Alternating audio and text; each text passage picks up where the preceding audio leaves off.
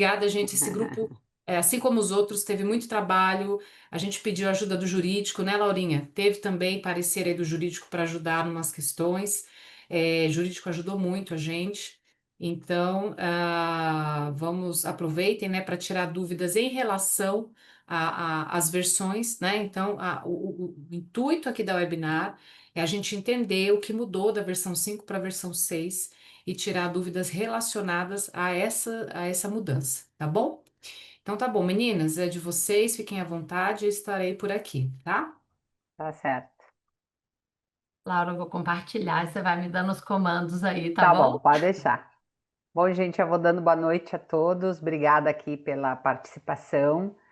Então, hoje o nosso grupo foi separado, conforme a Cássia já comentou, separado, digamos assim, na questão lúdica de apresentação, que na verdade o grupo está todo aqui, né? A ideia é que o grupo participe, né? A gente, mais uma vez, fazendo o comentário que nós nos reunimos longamente, né? Foi um tema grande, né? Então, eu vou dando continuidade, né? A gente vai ver aquele mesmo slide da última webinar para estar só se localizando, mas o nosso tema hoje, então, vai ser a realização do exame de ressonância e de tomografia computadorizada, com a grande novidade, né? Principalmente do telecomando que virá ao final. Esse é o nosso grupo, né? Eu, a Andressa, a Cecília já está aqui conosco, Lorena já está aqui conosco, Tatiane está conosco, não vi se a Rosiane também já entrou, tá? Então nós nos dividimos, né? Umas estão hoje, outras estarão na próxima apresentação, onde, como a Cássia já explicou, vão estar então os critérios que envolvem os exames com sedação e atendimento de urgência e emergência, né? Teve uma modificação importante, muito interessante também nessa norma. Então, apresentando aquele mesmo slide, né, que a gente achou importante, né, trazer ele. Bom, desculpem aqui antes de mais nada, eu não me apresentei, porque a gente já está acostumada, que está acho que quase com as mesmas pessoas, né? Mas eu sou Laura Cauã, então, enfermeira de formação, já no PAD desde 2015, auditora desde a primeira turma, tá? Aí depois a Tati se apresenta também quando ela der início na parte dela, tá?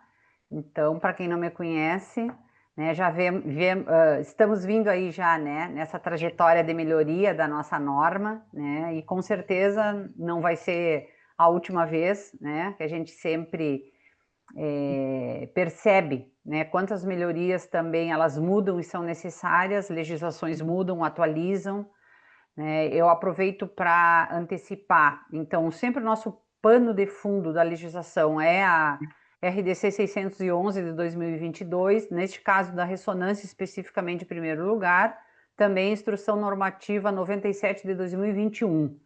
Então, como eu não vou discutir a legislação aqui, nem trazer as questões que envolvem, eu já deixo por se alguém tiver alguma dúvida, quiser anotar, então já fica dada a nossa referência de legislação. Bom, então, na nossa última webinar, então, né, tinha lá os critérios 2.1, 2.2, e agora nós vamos hoje para o 2.3, 2.4, dando seguimento, então, ao princípio 2, jornada do paciente. Então, na verdade, todo mundo já percebeu que há uma continuidade. O que houve foi muito uma absorção de critérios que antes eram separados e agora estão todos juntos. Então, na verdade, isso facilitou muito para o serviço a ser auditado e também para os auditores, porque a gente, na verdade, sempre fez isso. Mas para o serviço, isso, às vezes, eles entendiam que deviam separar na hora da avaliação determinadas pessoas para uma questão e para outra questão, quando as duas questões, na verdade, eram unidas. E hoje o que a gente fez foi, então, melhorar, unir, acrescentar. Tá? Então, na norma versão 5.1, a ressonância magnética era princípio 3, realização do serviço com 4 critérios. Então, isso aqui fica muito claro o que eu estou dizendo para vocês, né? Quando a gente vê que na versão 6, então, princípio 2, jornada do paciente, 8 critérios. Então, a gente, né, na verdade, também translocou critérios que estavam separados e hoje, então, conecta para fazer essa jornada inteira do paciente. Tomografia computadorizada da mesma forma, era princípio 3, realização do serviço, tinha um critério e depois a gente voltava em todos os outros critérios. Agora não, ela vem então para o princípio 2, jornada do paciente, com 8 critérios. Então, na verdade, a gente tem então, essa jornada do paciente também na tomografia computadorizada. Pode passar, Tati. E, dando início, então, a gente vai falar um pouquinho, né, sobre as alterações, né, modificações e também o que continuou da mesma forma no critério agora 2.3, né, na realização da ressonância magnética. Então, na verdade, nesses critérios, o que a gente tem, gente? Na verdade, é desde o controle de qualidade do equipamento até a emissão do laudo médico. Então, foi isso que aconteceu. Hoje, agora, a gente conectou descritivamente todos os critérios, uma coisa que os auditores já faziam na auditoria, agora facilita muito mais para o auditado ter um entendimento mais claro disso, né? Envolve, então, critérios técnicos, assistenciais e de segurança, trazendo a confiabilidade diagnóstica, proteção do paciente e da equipe, conformidade da legislação vigente, né, em várias questões que envolve e contém essa legislação. Como, por exemplo, então, iniciando, né, aqui no 2.3.1, se vocês quiserem acompanhar na norma, não tem nenhum problema, se tiver alguma dúvida, o que acontece? A gente traz aqui um pequeno resumo e palavras-chave que identificam, porque senão a gente traria um texto, né, aqui que seria muito cansativo. Então, o que trata esse critério 2.3.1? Controles de qualidades da ressonância magnética. Então, hoje o que? A norma traz que a segurança do meu equipamento e o funcionamento correto dele é sumamente necessário para que eu tenha realmente, né, o paciente em segurança realizando esse exame, antes também a gente vai ver, e a contribuição de toda essa questão que envolve controle de qualidade, por exemplo, para a produção de imagens seguras e de qualidade para que um laudo de qualidade possa ser feito com segurança. Então, calibrações e testes de controle de qualidade. Então, isso aí não é nenhuma novidade, vocês têm os critérios, né? Não vou ler, então, os critérios aí embaixo do 5.1 que fazia correspondência. Então, na verdade, o que a gente tem aqui, né, é essa junção toda, manutenções preventivas e corretivas, e como a gente já sabe, com registros, com plano de ações, né, todas as ações que foram tomadas e realizadas, o cumprimento, então, de todo aquele mapeamento necessário para as manutenções, o monitoramento de nível DL uma vez por semana, também isso não mudou, né? A análise dos resultados de todos os testes realizados, então os registros e análises continuam da mesma maneira como já era, né? Os auditores já traziam e já avaliavam, continua do mesmo jeito. E os planos de contingências treinados, na verdade, né, não só que todos os planos de contingências, que tem a ver, no caso aqui, com essa realização da ressonância magnética. Lembrando sempre que o plano de contingência, ele precisa não só ser registrado, como ser treinado e muito bem evidenciada essa questão. Esse é um critério que a gente vê muita dificuldade, né, em evidenciar. Então, não basta ele estar só registrado no papel, a gente precisa evidenciar quando, como, quem participou, quem ministrou, enfim, e como foi experimentado também. Quer dizer, é um treinamento também prático, nunca é só um treinamento periódico, tá bom? Pode passar, Tati. A pré-realização do exame da ressonância, né, no critério 2.3.2, tá também apontado, esqueci de comentar com vocês, a setinha vermelha. Então, na verdade, nós transformamos vários, digamos assim, critérios anteriores da versão 5.1, que não eram core, quando foram, digamos assim, absorvidos pela jornada do paciente, eles se tornaram um core, o que na verdade traz eles então, não é que sejam uns mais importantes que outros, mas chama atenção, porque na avaliação, né, dessa versão da norma, eles são imprescindíveis, eles são extremamente relevantes. Então, eles sim têm um peso maior na hora da avaliação, inclusive na modificação durante todo tipo de auditoria que aquele serviço faz parte, que é a mudanças dos ciclos, os critérios cores, eles jamais deixarão de ser avaliados. Então, também, isso aí tornou a norma ainda mais segura nesse sentido, ainda com uma maior qualidade, né, valorizando, digamos assim, mais ainda esses critérios.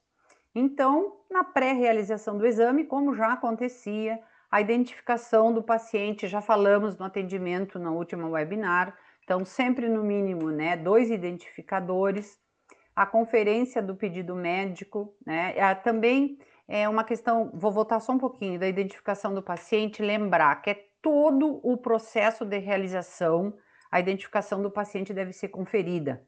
Então, não é só no cadastro, é no atendimento, é no pré, é antes de realizar o exame, é depois do exame, é na entrega do laudo. Então, a identificação precisa ser feita sempre, tá? A conferência do pedido médico, né? Então, nesse pedido tem informações importantes. Importantes também a gente checar com o paciente se realmente isso. A gente sabe que às vezes acontecem enganos em pedidos médicos, né? Inclusive, muitas vezes envolvendo lateralidade, por exemplo, quando pertinente, né? Então, a gente precisa já estar em contato, comunicação, muita comunicação sempre com esse paciente, para que a gente não incorra em nenhum erro um pouquinho mais à frente, né?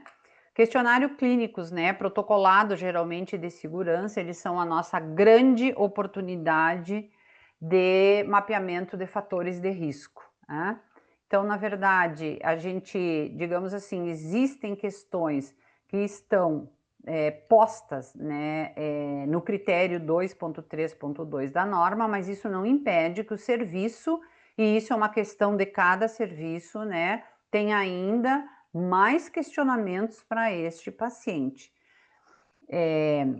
Muito bem, eu vou dar uma olhadinha aqui para ver se era isso só, né? Aqui, por exemplo, então, no mínimo, era isso o exemplo que eu queria dar. Doença crônica, medicamento em uso, alergia, cirurgias prévias e risco de gestação.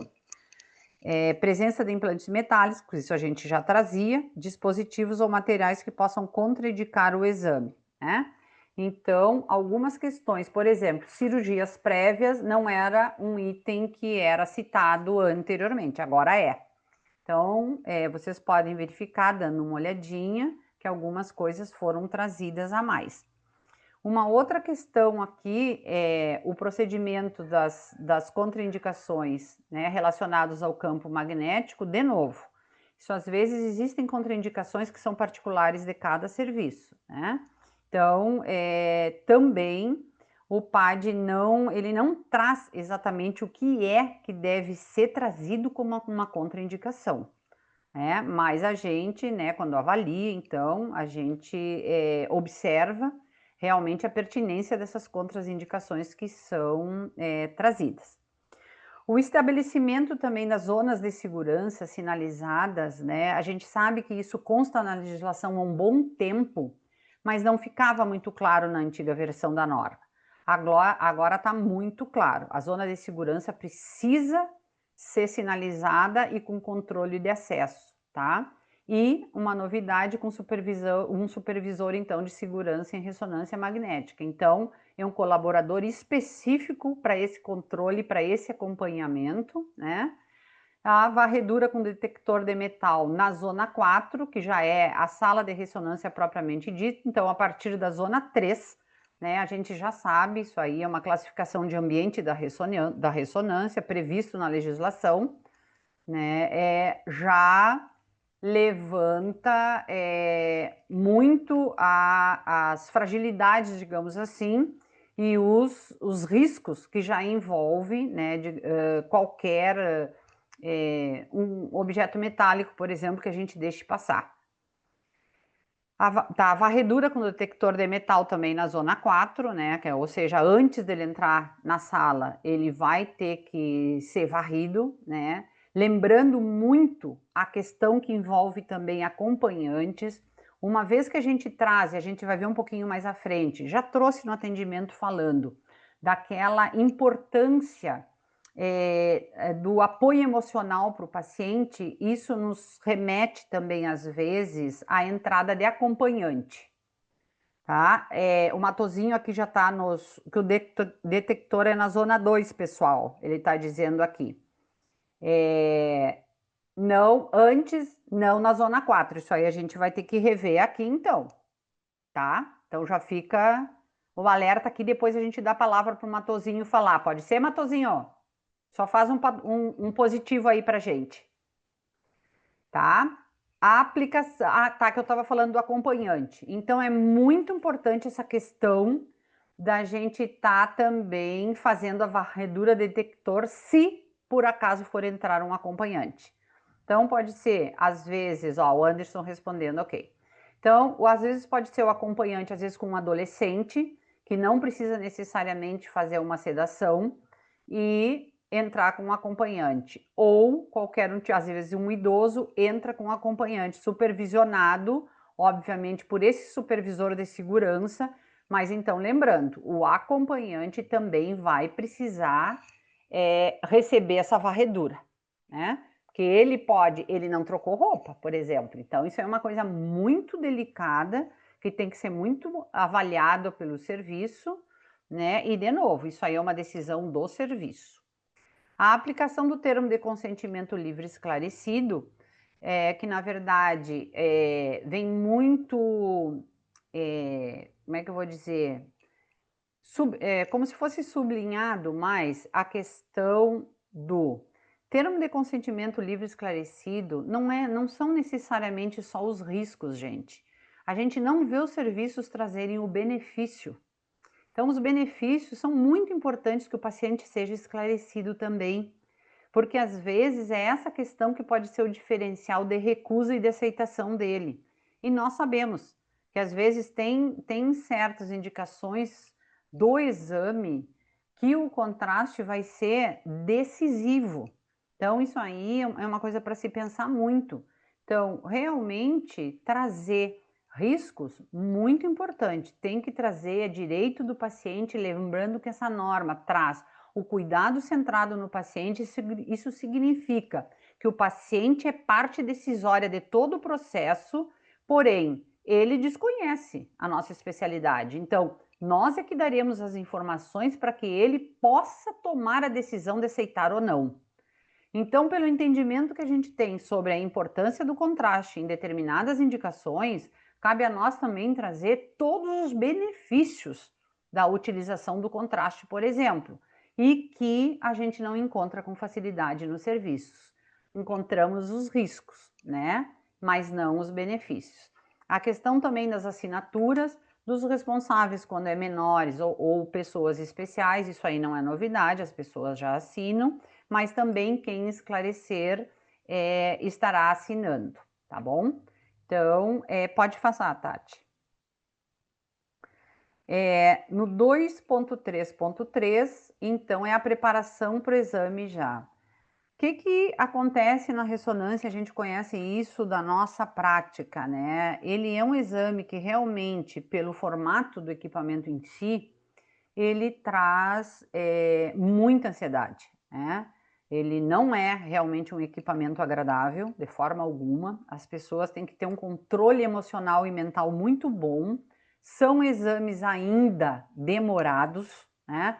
Porque 40 minutos imóvel, né? Em certa posição, dependendo às vezes das bobinas que devem ser utilizadas, é uma coisa muito complicada.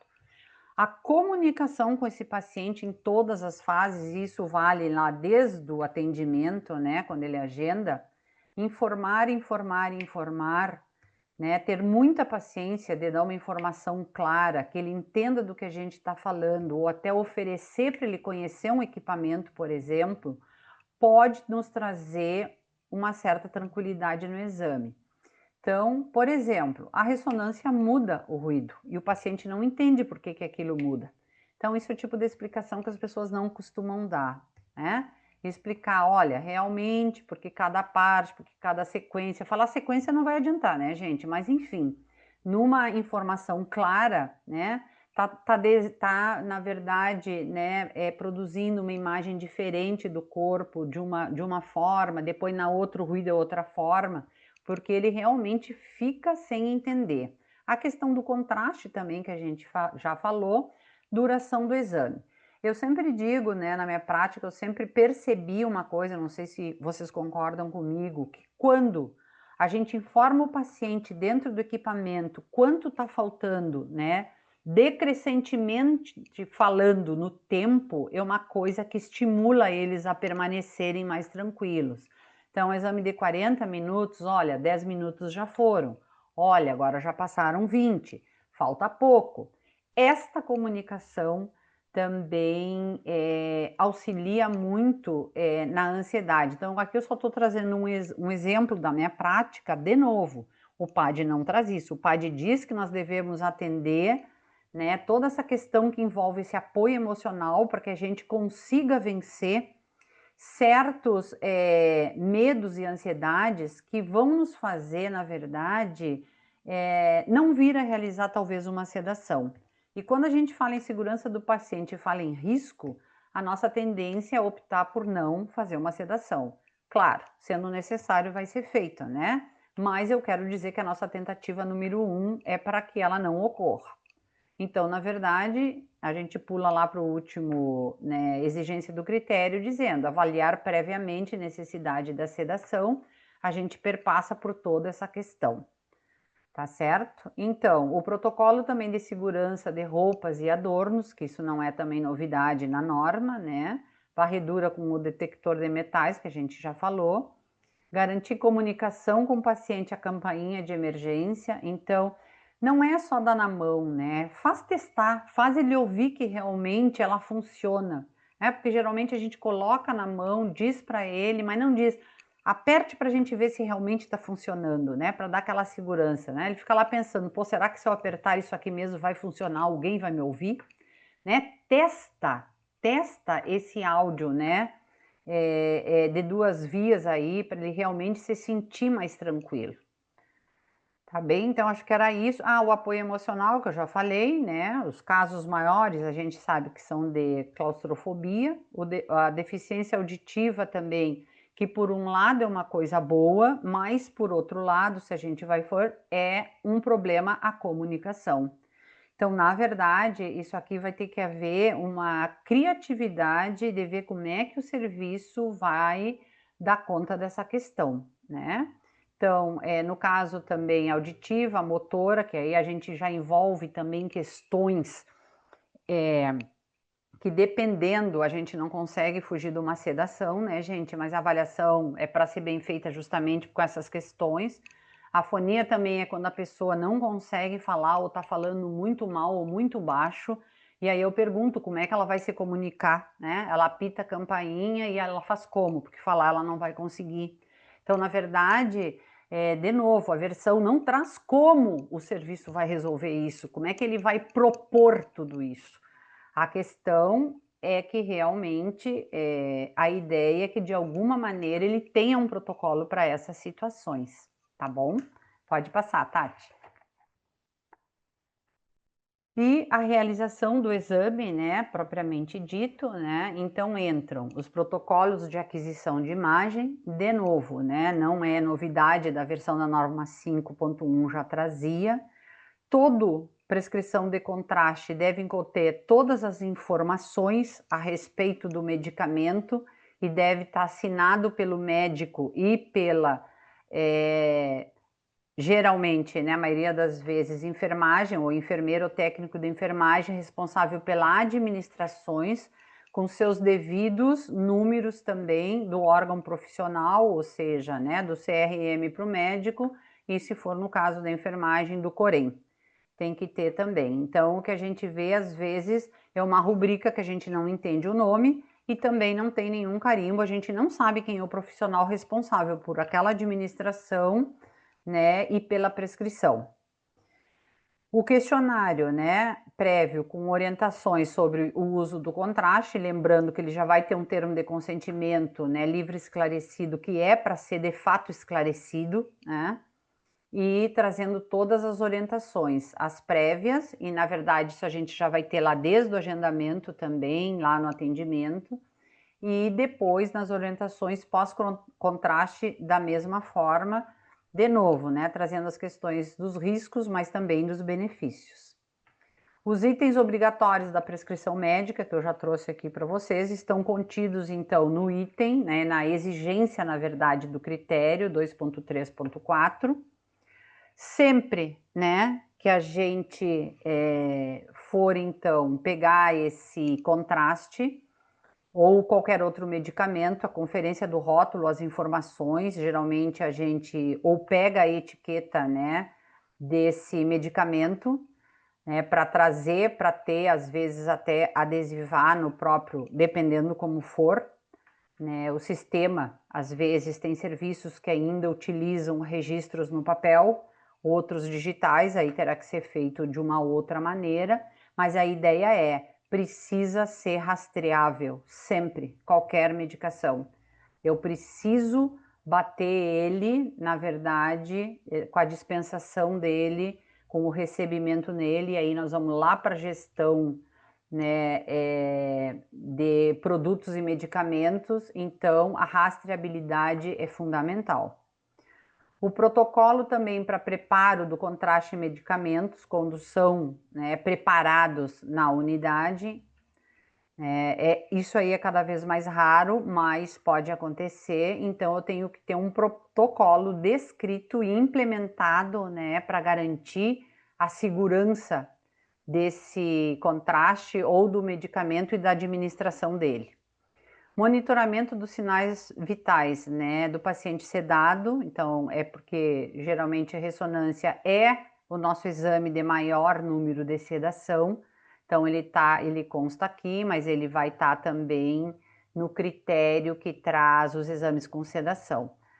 Garantir privacidade e dignidade do paciente é uma coisa repetida e às vezes a gente bate ainda neste problema, né? Por uma questão estrutural, onde o paciente fica exposto por conta do tamanho da roupa, às vezes a logística, né, da trajetória dele dentro do serviço, então também isso aí a gente precisa observar muito bem. A nossa ideia é trazer o maior bem-estar possível para esse paciente, e segurança e bem-estar vem também da não exposição, né, nem da perda da dignidade do paciente. Então, é também um fator muito delicado que a gente tem aqui para avaliar. A comunicação aparecendo mais uma vez, então já comentamos sobre isso, meta internacional da segurança do paciente, a comunicação contínua entre paciente, entre equipe, equipe-paciente, equipe-equipe. Então a comunicação é uma coisa valiosíssima, é através dela que a gente tem as informações. Lembrando que essa comunicação, às vezes, não necessariamente ela pode ser oral, mas ela pode ser escrita. Por que que eu digo isso? Porque às vezes as pessoas têm dificuldade e não leem o que está escrito. O que o colaborador anterior escreveu, ele não lê quando está com o próximo colaborador, né, que é o executor do processo também, de parte do processo. Então, prestar atenção no que está escrito ali é fundamental, tá? É aquela velha questão que a gente traz, a gente precisa escutar o que o paciente está dizendo. Se ele não está dizendo, mas ele já escreveu, a gente precisa ler, tá? As técnicas específicas, né, para cada tipo e para cada condição especial de cada tipo de paciente, né? Então, essa norma tá a preocupação com os pacientes diferentes, digamos assim, diferentes em questões físicas e questões mentais também. Então, de novo, a norma não prescreve exatamente o que é para fazer, mas ela avalia o que o serviço faz a respeito. Então, na verdade, a norma ela está muito mais inclusiva, né? Porque às vezes a gente chegava, tu pergunta num serviço, como é que tu faz essas informações se o paciente é deficiente visual, por exemplo, e está sem acompanhante? né? Então, isso vai começar a ser avaliado na norma, e isso não está numa forma clara dizendo isso. Mas então, os deficientes visuais recebem como as informações? Vamos ter, por exemplo, as informações para serem dadas em braille, né? Então, é isso. Tem alguém que consegue, que faz linguagem de sinais para falar com um deficiente auditivo também. Então, isso são questões que serão avaliadas e serão trazidas, tá bom? A supervisão contínua do colaborador na sala de comando, então, é a preocupação de que não haja ausência em momento algum, né? A gente se preocupa muito com essa questão, principalmente, né, quando tu tem uma injeção de contraste, talvez não tanto na ressonância, mas na tomografia, a Tati vai trazer isso um pouquinho mais à frente, a questão de não monitorar e não estar prestando atenção da sala de comando do que está acontecendo dentro da sala de equipamento. Às vezes porque tu está trabalhando com poucas pessoas, né? Tu tá com muito exame, então os colaboradores, né? Não estou falando do quem está realmente captando as imagens, mas de quem está assessorando, né? Geralmente no contraste, geralmente isso é a equipe de enfermagem, não consegue acompanhar. Então isso aí pode ser um risco muito grande que a gente tem na hora da administração do contraste, tá certo? Pode passar, Tati. O 2.3.5, então, né, após, né, a realização do exame, então, primeiro, antes de dispensar o paciente, que isso é outra coisa que a gente vê sempre. Eu sei que existe aí uma série de questões envolvidas na prática do dia a dia, mas a gente vai estar avaliando essa questão de avaliação de qualidade das imagens antes do paciente ir embora, né? Então, se houver qualquer problema, a ideia é que o paciente faça, né, ou refaça o que precisa fazer antes dele ir embora. Isso aí é uma novidade, na verdade, que impacta bastante, né, o nosso dia a dia no serviço. Orientações sobre o prazo de entrega de laudo, isso não é novidade nenhuma, isso aí já tinha, né? Então, de novo, que tem que serem orientações muito claras. Os registros das intercorrências também, né? Garantindo rastreabilidade e continuidade assistencial também não é novidade, isso aí a gente já tinha. A gente sempre tem essa questão que envolve a intercorrência, né? Que vai ser falado daqui a 2 semanas, digamos assim, é uma questão muito importante, lembrando, né? Aqui a gente está falando pós-realização do exame, então o paciente já não está mais, pode haver qualquer um problema, e às vezes não só com o paciente, lembrando que isso pode acontecer com o acompanhante também. E esse atendimento a essas intercorrências, o paciente não, o serviço tem que estar preparado, né, para poder desempenhar o que foi treinado e protocolado para poder, então, atender esse paciente, ou acompanhante, ou quem quer que seja. Manter o paciente em observação por no mínimo 20 minutos, sempre que for um exame com contraste. De novo, isso aqui é uma novidade, vai impactar o serviço, vai ter que haver uma adequação, inclusive de espaço. Foi muito pensado, foi muito discutido, mas em termos da gente considerar que às vezes muita reação adversa à utilização do contraste surge nesse espaço de tempo, foi isso que levou a esse, digamos assim, acréscimo, né, da exigência nesse critério. O tratamento imediato em caso de reação ao contraste, de novo, é um tratamento à reação adversa, protocolo divulgado, mas divulgado mesmo, com equipe treinada, que vai ser falado outro dia.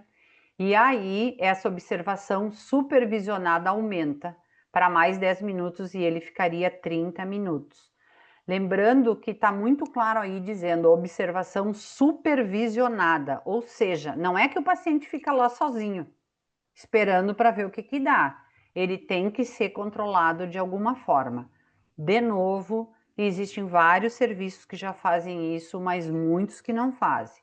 Acho que vai trazer um impacto importante nos serviços também, tá?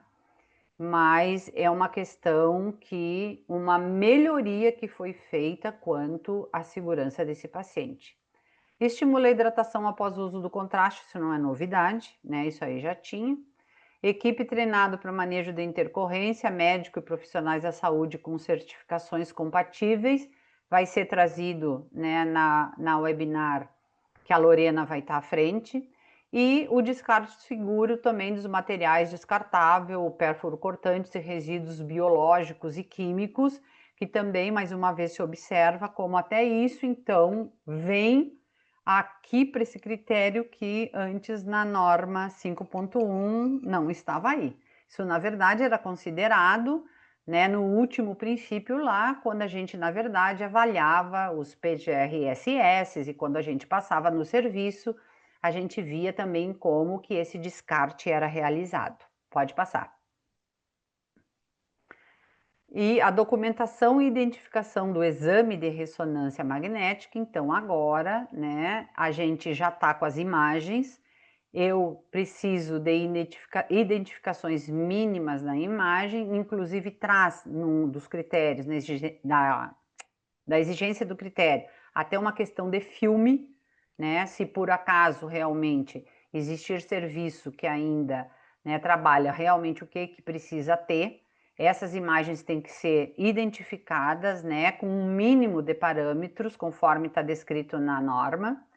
Registrar limitações técnicas ou preparo inadequados, isso aí não é novidade, já estava, né, na norma na antiga versão.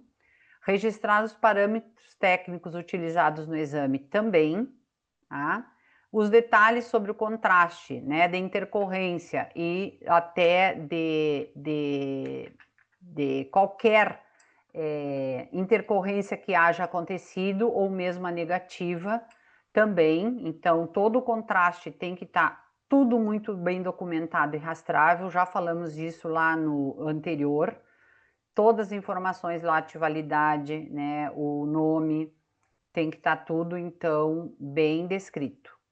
A documentação também de intercorrência, de novo, né? Aqui então traz após e tudo que acontecer após o procedimento, ou seja, se eu tiver qualquer uma reação adversa, eu preciso estar com tudo isso documentado, tudo que foi feito, como o paciente foi monitorado, e sim, isso aí vai ter, não como intercorrência, mas vai gerar talvez o registro quando eu estiver com esse paciente que fez contraste por 20 minutos, mesmo que ele não tenha tido reação adversa, né?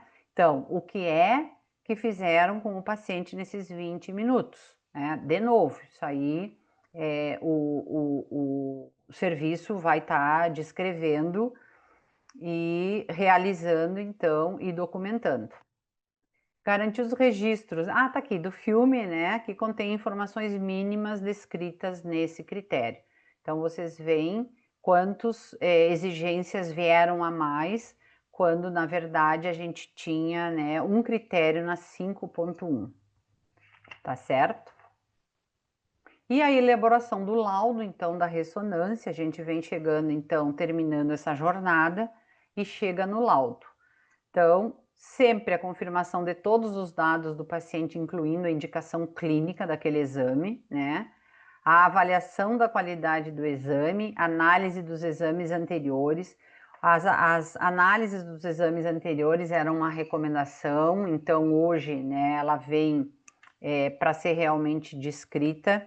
A gente sabe, e isso aqui é uma preocupação, quando realmente o paciente entrega, então isso aqui é uma coisa que poderá ser avaliada também,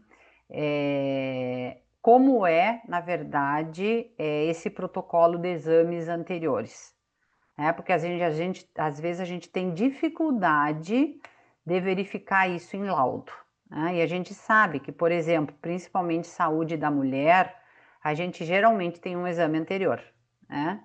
Então, isso é uma coisa que a gente já tem avaliado, né, e tem uma dificuldade. Então, aqui está trazendo isso um pouquinho mais, digamos assim, tá ressaltando mais. E os dados os dados obrigatórios dos laudos, que também, né, consta aqui na versão 6.1 tudo que deve estar então, né? Não mudou muito o que já tinha, tá? Então era nome completo, só para trazer aqui um exemplo. Isso aí está tudo descrito na norma nova, o novo completo, data de nascimento, né, o CRM, RQE do médico que realizou o laudo, nome da instituição, data de exame, indicação clínica, nenhuma diferença do que já era. Técnica utilizada, observação quando for com sedação, achado crítico no corpo do laudo. Então, tem várias questões que estão na exigência do critério aqui, que são dados obrigatórios, né, que a gente então analisa. Então, o que a gente vê, né, muito interessante realmente é que num atendimento só, tu perpassa toda a jornada do paciente. Então, eu realmente, né, entendo que a norma ficou muito mais fácil no sentido de o entendimento da importância que todos esses critérios que antes aparentemente eram isolados, agora eles estão todos juntos. Falei muito até. Pode passar, Tati. Passo a palavra agora para a Tati, gente. Laura, queria só complementar que o critério 2.3.8 nós deixamos para explicar junto com Ah, sim. ressonância, que é o que fala sobre o telecomando, só para o pessoal não achar que faltou aí na sua Tá, apresentação, isso. Tá bom. certo? Tá. Tati, eu- não, vamos deixar depois a gente fala sobre isso no final. Com o Matozinho a Sim, gente volta, tá? No assunto acho tá que é joia, melhor. tá Se, joia. por gentileza também, as meninas do grupo quiserem falar uma observação, alguma coisa que passou, meninas de ressonância, fiquem à vontade, por favor. A ideia é essa, tá? Alguma das meninas do grupo quer falar, fazer alguma. A gente esquece às vezes de fazer, né? Um comentário, enfim. Alguém do grupo quer fazer algum comentário? Todo mundo quietinho. Então tá bom, vamos dar continuidade então, Tati. Foi bem Então falado, vamos Laura, lá. foi bem falado, por isso que a gente não tá. Foi Tá ótimo, bom. Laura, porque agora você já facilitou a minha vida aqui na parte da tomografia. Então, gente, boa noite. Meu nome é Tatiane. Também sou enfermeira, né? Atuo na área de diagnóstico por exame há 18 anos. Formada como auditora externa do PAD na terceira turma, junto com vários outros colegas que estão aqui. Então foi muito bacana participar desse grupo, um grupo diverso, com pessoas que contribuíram de formas diferentes, então realmente foi muito rico. E o meu objetivo aqui, então, hoje é falar um pouquinho sobre as alterações da norma, né, para essa versão 6 na parte de realização do exame de tomografia computadorizada. Vocês vão ver que eu vou falar um pouco menos que a Laura, porque a jornada do paciente, que é o foco, né, a estratégia desse novo modelo da norma, ele traz a jornada do paciente, ele é muito parecida, né, dentro de ressonância, como em tomografia. Vocês vão ver que a trajetória do paciente passa por caminhos muito parecidos. Claro que com as particularidades aqui da tomografia computadorizada, né, do uso da radiação. Então, eu vou focar mais para não ficar repetitivo nesses itens que são realmente particularidades aqui da tomografia computadorizada. Então, gente, o critério 2.4.1, ele segue ali o mesmo que a Laura trouxe de ressonância magnética. Então, ele fala sobre controle de qualidade na tomografia, traz a necessidade, né? Então, ele é dividido aqui nessas alíneas, que na norma está exatamente dessa forma, com essas letras. Então, ele fala sobre, na linha A, calibração e teste de qualidade, na B, manutenções corretivas e preventivas. Lembrando tudo que a Laura trouxe para a ressonância vale aqui, como registros, rastreabilidade desses registros, ações, planos de ações, né, ações corretivas. Na linha C fala sobre identificação e controle de qualidade das vestimentas plumbíferas, que aí é específico aqui da parte de tomografia computadorizada, mas que também não é uma novidade, né? Só entrou aqui dentro da jornada mesmo do paciente, né?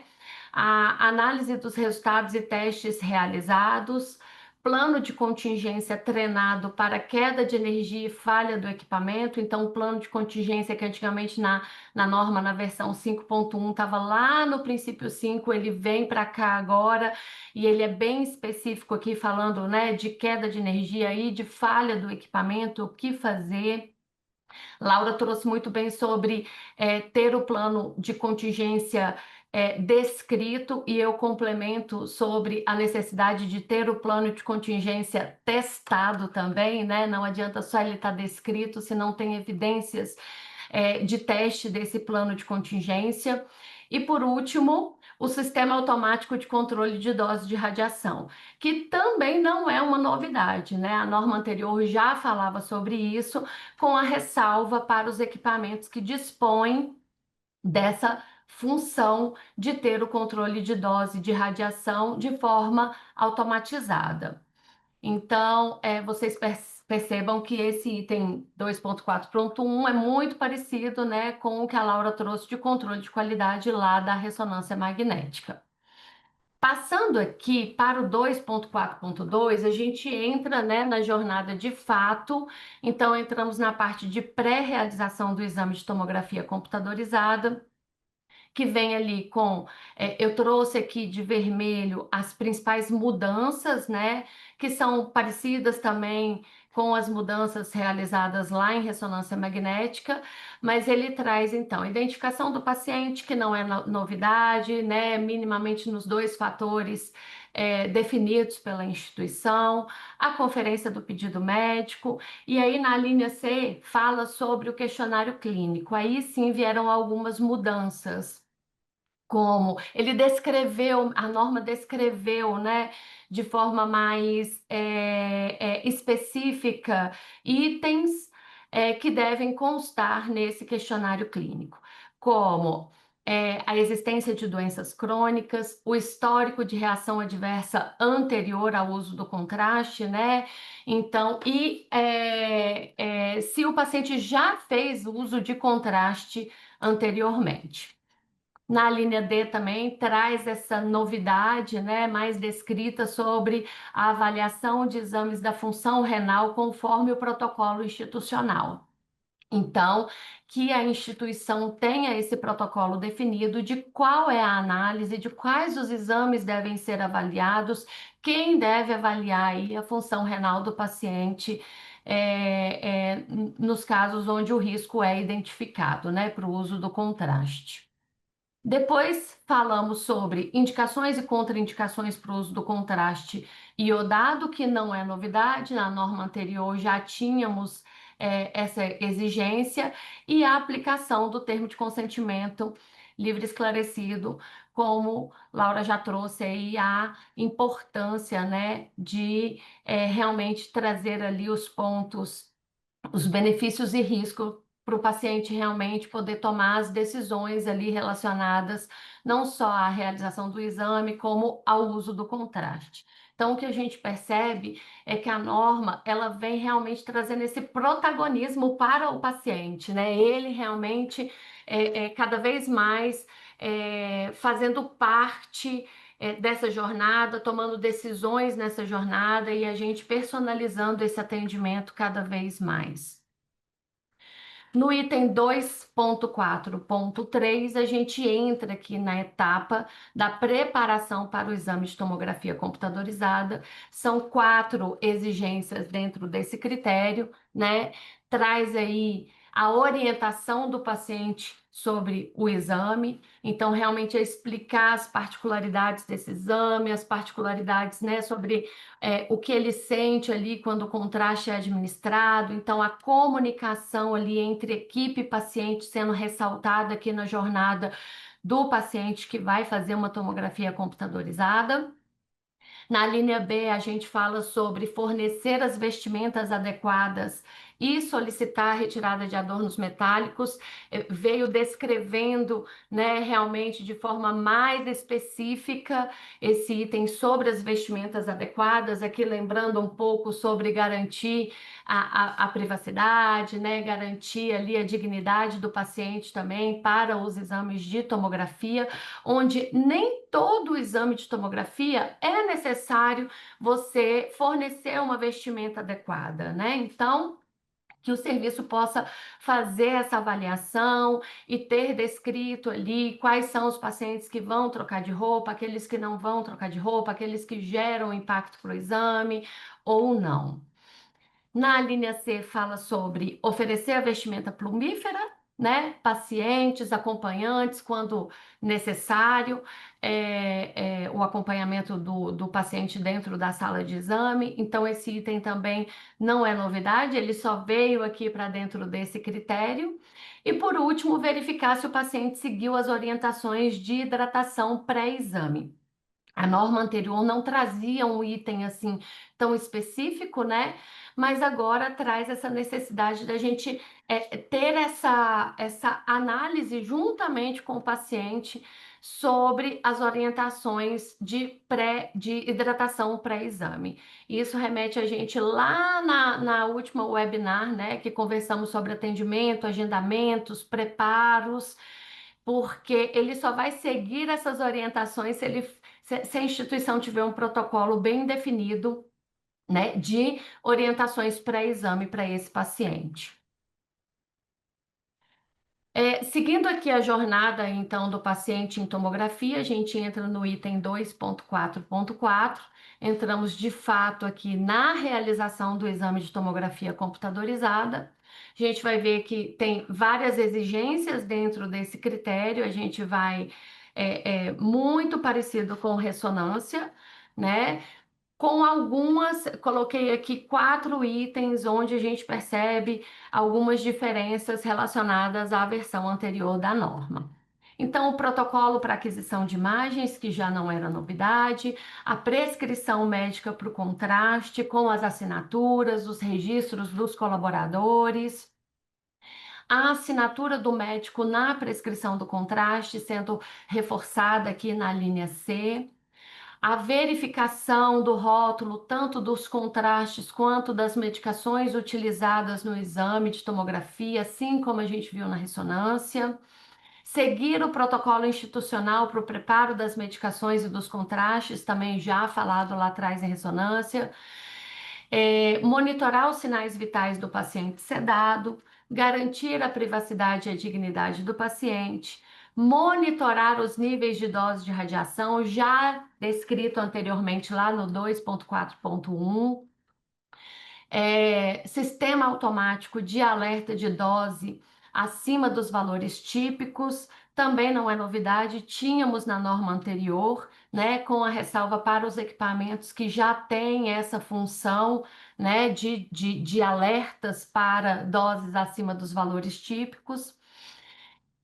Na linha J, falamos sobre garantir o uso de dispositivos que garantam o posicionamento adequado do paciente. Então, aqui fala sobre ter a possibilidade de posicionar adequadamente esse paciente para o exame de tomografia, independente da necessidade dele. Então, se é uma criança, né, um paciente pediátrico, se a gente vai precisar colocar um coxim, apoios, suportes, para garantir que, independente da necessidade do paciente, ele seja posicionado da forma adequada.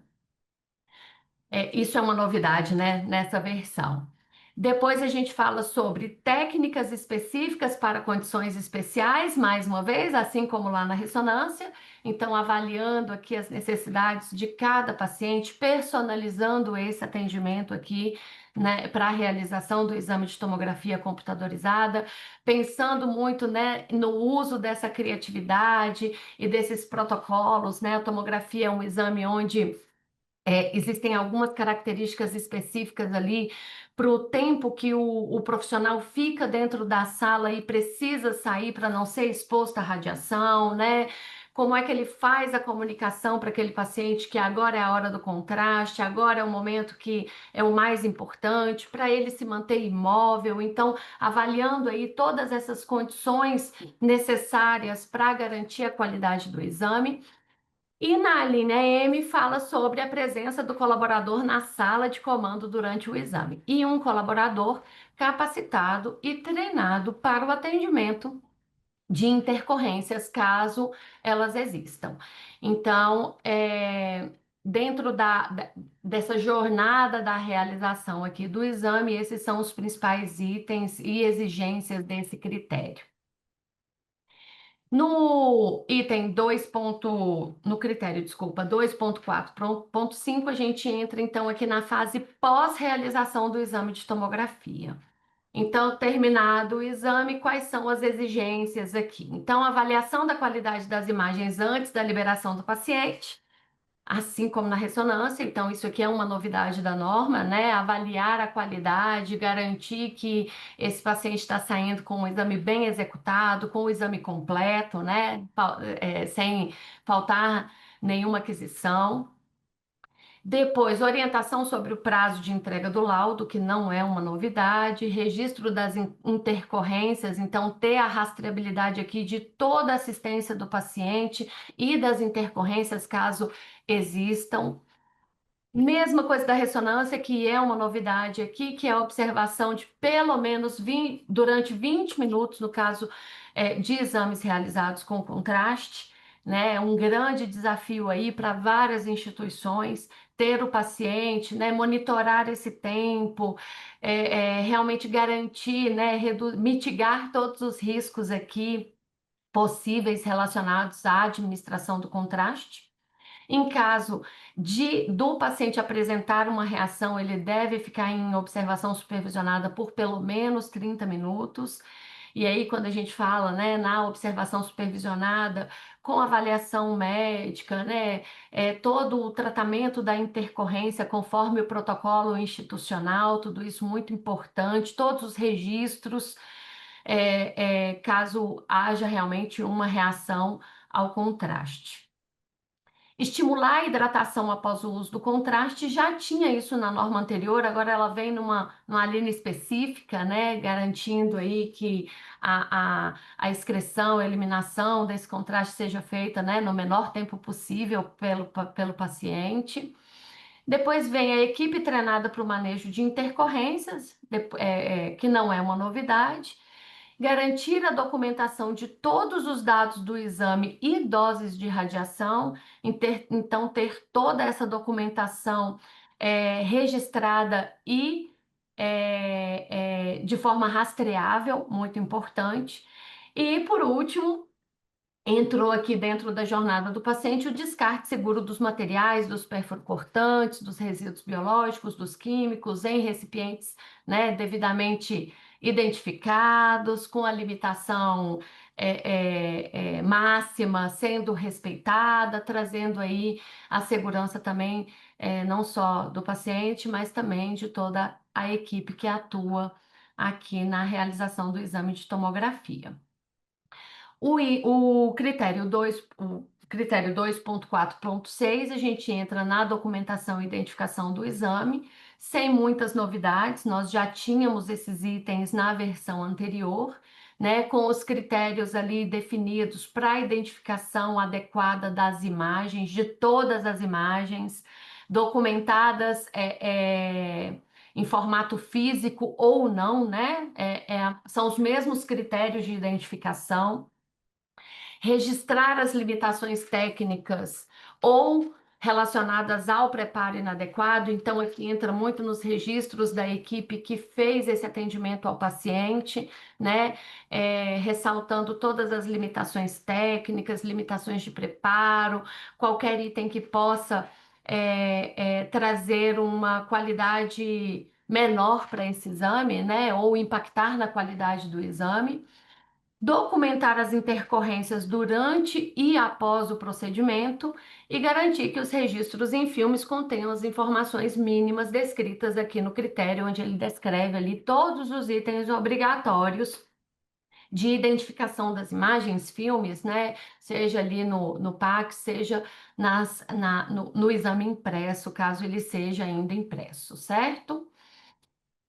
Aí a gente chegando aqui no finalzinho da jornada, né, do paciente na tomografia, a gente entra na elaboração do laudo, muito parecido, né, com a ressonância magnética, com as exigências para a identificação do paciente. Então, muito bem falado aqui pela Laura, como a identificação está presente, né, nessa nova versão, garantindo aí mais segurança, né, principalmente com aqueles casos que a gente já viu alguma vez na vida aí, né, de ter imagens de um paciente, laudo de outro paciente, trocas de pacientes. Então a identificação ela aparece desde o momento que o paciente apresenta um documento para fazer um agendamento, até a elaboração do laudo. Então, em toda a jornada, é um critério, é uma exigência reforçada, até por ser a primeira meta, né, de segurança do paciente. Confirmação de todos os dados e os dados obrigatórios do laudo. Vou fazer um parênteses aqui na indicação clínica, porque na norma anterior falava-se, recomendava-se ter a indicação clínica nos laudos, e agora vem como uma exigência ter a indicação clínica nos laudos. E aí, gente, eu acho que aqui vem a parte nova, né? Um critério que é totalmente novo dentro da norma, bem descrito, falando sobre telecomando, item scores, como a gente está vendo. Então, aqui a gente decidiu falar de uma vez só sobre tomografia e ressonância, que são os critérios 2.3.8, quando a gente fala lá na jornada da ressonância, e 2.4.8, quando a gente fala aqui na tomografia. A gente sabe que o telecomando ele vem sendo uma prática cada vez mais encontrada, né, nas instituições. E aí a norma trouxe aqui um critério bem específico sobre ele. Então aqui a gente trouxe os itens que são comuns a essa parte de telecomando. Então tanto para ressonância quanto para tomografia. Então, o que a gente traz aqui de novidade, né, nessa parte de comando remoto ou telecomando, comando à distância? Então, a gente entende aqui, quando o operador ele não está ali no ambiente local onde o exame está sendo realizado. Então, a primeira exigência que vem é a redundância de link, porque a gente sabe que esses sistemas eles são operados ali via transmissões, né? Necessita de links dedicados, internet específica para garantir que esse operador tenha um acesso em tempo real ali ao local onde o exame está sendo realizado.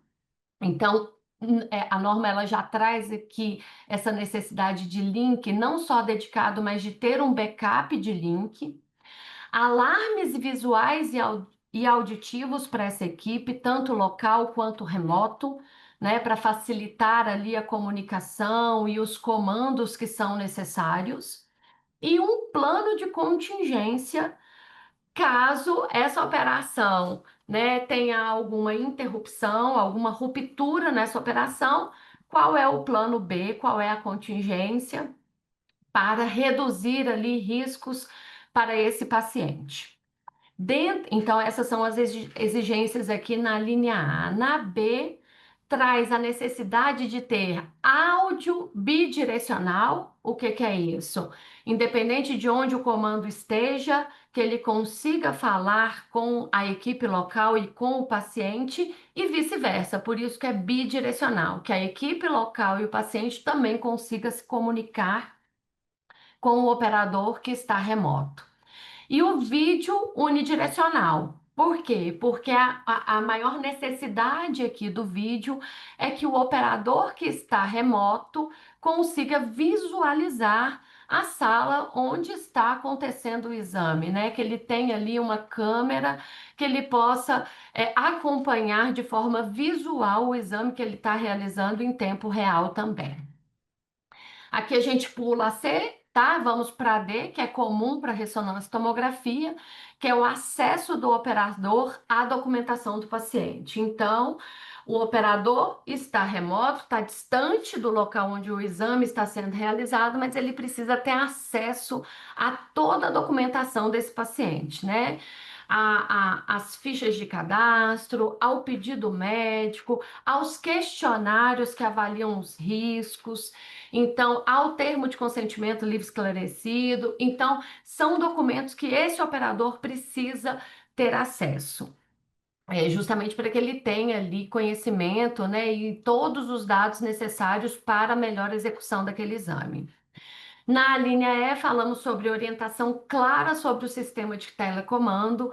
Aqui eu acredito que vai ser um grande desafio para as instituições, que é a assinatura de anuência do paciente. Então, que o paciente ele tenha ciência, que ele seja informado do modelo que aquele exame está sendo realizado, né, em operações de telecomando. E aí, gente, entra o grande desafio, porque se para nós que já atuamos nessa área não é uma operação fácil de ser descrita e entendida, imaginem para o paciente que é leigo, né, nessas informações. Então, o que significa não ter o operador aqui? Então, acho que as instituições vão ter que ter bastante habilidade para trazer essa informação de uma forma simples, mas clara e transparente para o paciente. Na linha F, falamos sobre o registro de informações e ações todas rastreáveis, então, seja na parte ali do telecomando, que todas as informações e todas as ações realizadas sejam registradas e esses registros fiquem rastreáveis. Registro da comunicação entre equipes, então isso também é um ponto onde eu acredito que a tecnologia entra muito a favor, né? Mas que toda a comunicação entre equipe local e equipe remota, ela seja registrada, guardada, né, de forma rastreável. Caso precise fazer uma auditoria, uma conferência, avaliar algo entre essa comunicação, que exista, então, uma forma de se rastrear isso, tá? Trazendo um pouquinho aqui, né, da minha vivência com o telecomando, a gente percebe que a maioria das ferramentas trazem um chat, né, de conversas entre equipe local e equipe remota. Então, é importante que o registro dessas interações entre essas duas equipes sejam rastreáveis ali, por um tempo longo, né? E por último, os treinamentos, né? Falamos aqui de capacitação de forma regular, tanto para a equipe remota quanto para a equipe local. Quando a gente tira o operador da área local de execução do exame, isso traz obrigatoriamente uma necessidade de capacitação para a equipe local muito grande, tanto relacionada a posicionamento, manuseio das bobinas, né, interações com o paciente. Então, essa equipe local, ela acaba assumindo todas essas atribuições, o que traz, o que requer, né, treinamentos contínuos, regulares, ali uma educação continuada muito voltada para essa operação. E aí, gente, aqui a gente trouxe os itens que são específicos, né? Específicos de ressonância e específicos de tomografia, ainda dentro do telecomando. Então, para ressonância, veio aqui uma exigência falando sobre ter um profissional de saúde treinado, presente na zona 4, e sempre prever um segundo colaborador de apoio. Por quê? Porque estamos falando aqui da zona 4, que já é uma zona, né, de acesso super restrito, de controle do que se entra e do que se sai, né? Uma área de risco relacionado a equipamentos e materiais ferromagnéticos. Então, quando a gente está com o operador do equipamento de ressonância à distância, traz a necessidade dessa preocupação maior ainda com a zona 4. Então, de que a equipe presente, a equipe local, tenham profissionais de saúde capacitados para atuar ali, né, numa política de segurança relacionada ao campo magnético e também na assistência ao paciente que está dentro de sala. Então, são duas situações que precisam, que a norma traz aqui de forma principal a necessidade desse profissional de saúde treinado.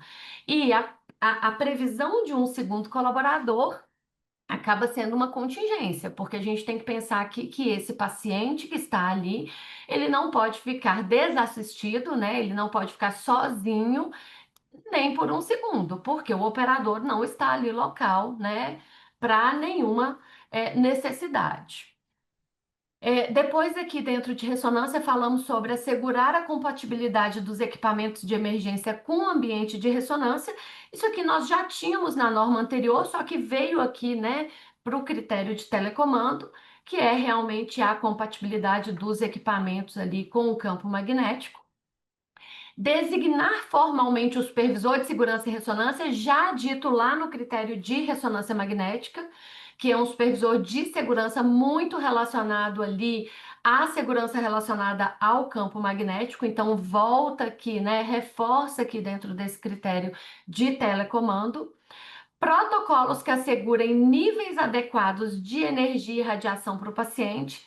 Então, veio aqui para dentro do telecomando, né, essa particularidade de protocolos bem definidos, relacionados a esses níveis de energia e radiação, evitando ali qualquer intercorrência com o paciente, lembrando que o operador está à distância, então traz essa necessidade dos protocolos estarem cada vez mais bem definidos.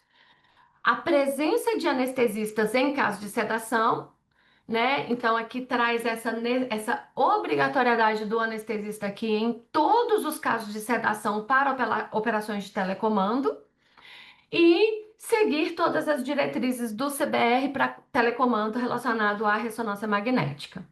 Dentro da tomografia, fala-se sobre profissional treinado para monitorização contínua com suporte imediato a intercorrências. Então, aqui a preocupação maior é com as intercorrências relacionadas ali, principalmente ao uso do contraste, né? E relacionadas à exposição à radiação também. Sistema automático de controle de dose de radiação, né? Com os registros ali em formato DICOM. Verificar a conformidade do registro de doses periodicamente e também seguir as diretrizes do CBR para telecomando em tomografia computadorizada.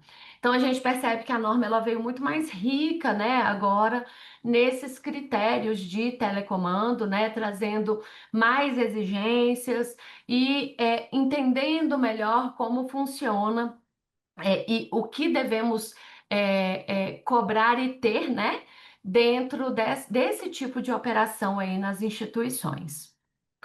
E aí, então, assim, dessa forma, a gente finaliza aqui a jornada do paciente em ressonância, finalizamos a jornada do paciente em tomografia, trazendo como itens, né, comuns ou bem semelhantes a questão do telecomando, tanto para ressonância quanto para tomografia computadorizada.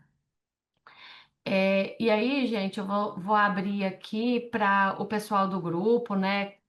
Se quiserem contribuir com algo que a gente tem esquecido, foram muitas e muitas reuniões de discussão para chegarmos até essa versão, né? Com o apoio, como a Cássia disse no começo, do jurídico e de várias áreas de apoio. Então, a gente fica à disposição aí, né, Laura, para as dúvidas enfim, o que mais a gente puder contribuir.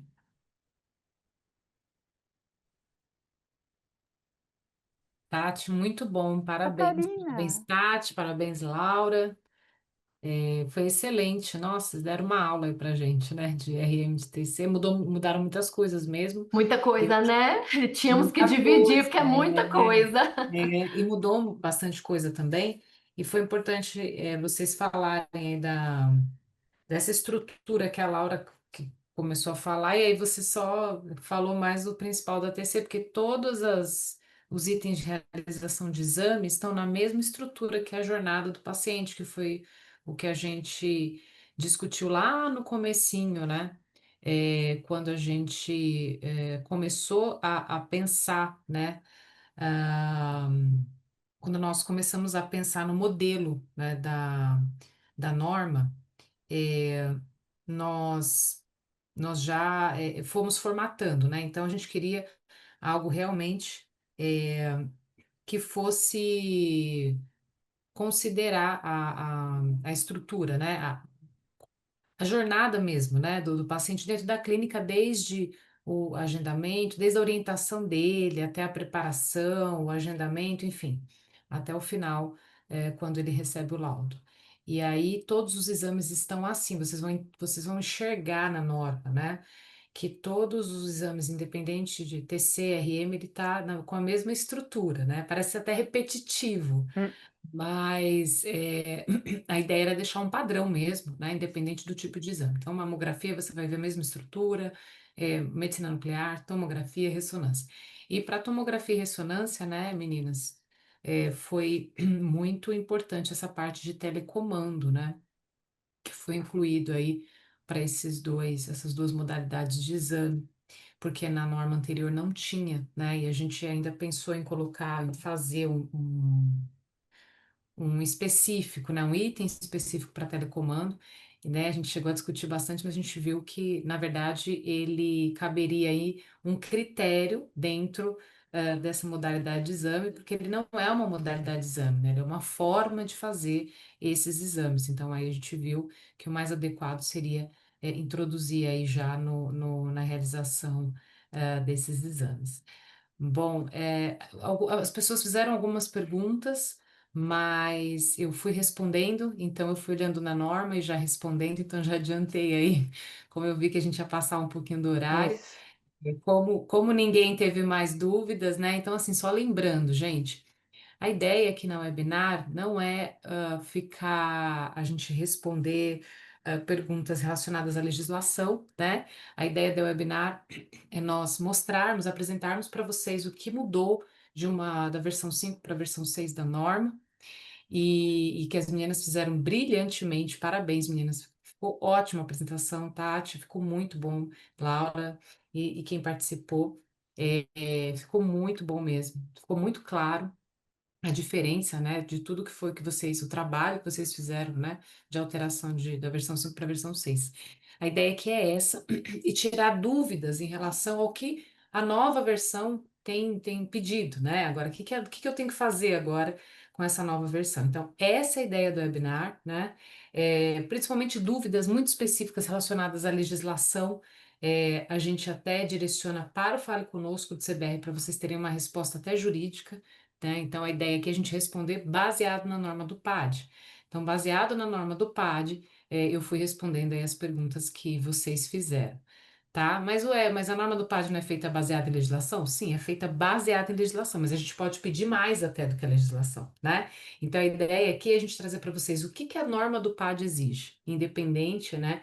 Obviamente que foi tudo feito baseado em legislação, mas a gente também, o que que a norma em si, os critérios da norma exigem, tá bom? Então, eu fui respondendo aí conforme, se alguém não se sentiu aí respondido, pode se manifestar, tá bom? É, alguém quer falar mais alguma coisa? Eu também deixei esclarecido ali no chat também a respeito da zona, tá?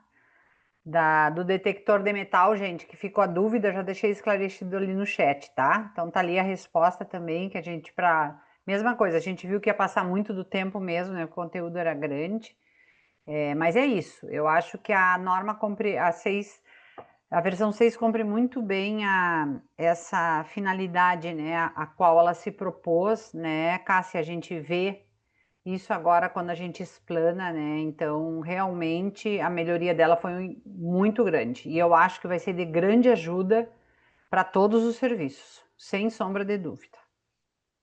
Só queria agradecer a presença de todo mundo aí, tá, gente? Brigadão aí. Obrigada, Tati. Obrigada, grupo que estava aí. Obrigada, Matozinho. Obrigada, pessoal. Obrigada, gente, pela participação. Muito obrigada a todo mundo. Essa webinar foi gravada. Obrigada aos auditores, né, que é a grande maioria que está aqui. Obrigada, gente. E obrigada pela presença. Encontramos vocês, então, semana que vem, para a próxima webinar. E para o próximo grupo, meninas, parabéns pelo trabalho, não só o trabalho hoje da apresentação, mas o trabalho árduo que vocês tiveram aí, porque a gente foi acompanhando os grupos, foi acompanhando as gravações aí das discussões e as discussões no WhatsApp, e foi um trabalho árduo, assim como todos os outros grupos, mas foi um trabalho de excelência. Vocês, né, como eu falo em todas as webinários, vocês deram um presente para a sociedade, para o paciente, né? Que é um conteúdo tão rico como esse, que vai ajudar tanto a instituição como um norteador, né? De como eu tenho que, né, padronizar aqui a minha ressonância e minha tomografia. Muito bem, muito obrigada mesmo. Gente, boa noite para todo mundo, bom final de semana e até a próxima quinta-feira, às 7h30. A gente não abre a sala antes, não adianta vocês ficarem gritando que a gente só abre a sala às 7h30, em ponto, tá bom? Tá Tchau, gente. bom. Boa Boa noite. Beijo, noite, boa pessoal. Boa noite. Tchau, boa noite. Angelina. noite. Angelina abriu a câmera. Oi, Beijo. Angelina. Tchau, Tchau, gente. Um tchau. beijão. Tchau, tchau. Beijo, tchau. Beijo, tchau. Tchau, Tchau. gente.